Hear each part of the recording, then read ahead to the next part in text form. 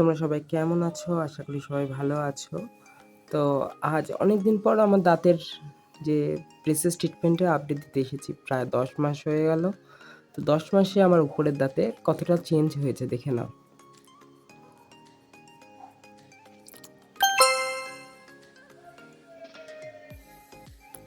সামনের ৪ টে দাঁতে গ্যাপ নেই বললেই চলে। উপরের এই দাঁতটার গ্যাপও ঠিকই হয়ে গেছে। ৪ টে দাঁতে গ্যাপই নেই মেইনলি অ্যাকচুয়ালি। গ্যাপ আছে এখানে,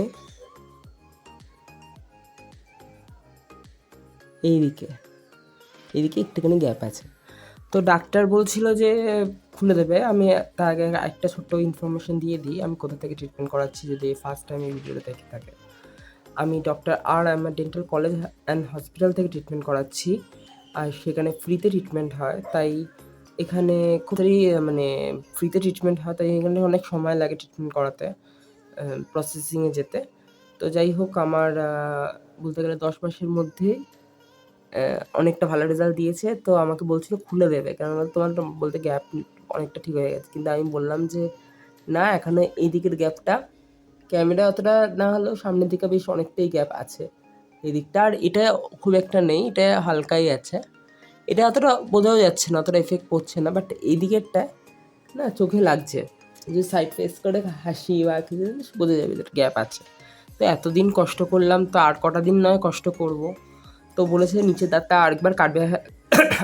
আগের বারও কেটেছিল দাঁত, নিচের দাঁতটা কেটেই অনেকটা এতটা দাঁতের গ্যাপ ঠিক হয়েছে। নিচের দাঁত কাটা মানে একটু দাঁতগুলিকে ট্রিম করবে, দাঁতগুলিকে প্রত্যেকটা দাঁতে। তো নিচের দাঁতে আরেকটু ট্রিম করে যদি এই গ্যাপগুলিকে ফিল করা যায় সেটাই ট্রাই করবে, যদি যতটা হয় দেখবো। এমনিতে আমাকে ডাক্তার আর আগেও বলেছিল যে প্রপারলি হয়তো গ্যাপ ফিল হবে না, তাও মোটামুটি যা ৪ টে দাঁতের গ্যাপ ঠিক হয়েছে না, অনেকটাই ভালো লাগছে। স্মাইল করলে, যে যখন পুরো ব্রেস খুলে দিলে স্মাইল করলে খারাপ লাগবে না আর। আরও আপডেট পেতে হলে আমার ভিডিও সাবস্ক্রাইব করে দেবেন। আর এই ভিডিও যদি ইনফরমেটিভ লাগে, মানে আপনাদের কাজে লাগে, তো please like, share and subscribe করে দিও। সরি, সাবস্ক্রাইব তো আগেই বলেছি, লাইক শেয়ার করে দিও। আর যদি কিছু বিষয় জানতে কিছু চাও তো কমেন্টও করো। আর আমার ভিডিও তো আমি খুব একটা ভালো ভিডিও বানাতে পারি না এখন পর্যন্ত, আমার মনে হয়। তো আমি চেষ্টা করব ভালো ভিডিও বানানোর। তো আপাতত এইটুকুনি। Good bye. তোমরা সবাই খুব ভালো থেকো, সুস্থ থেকো।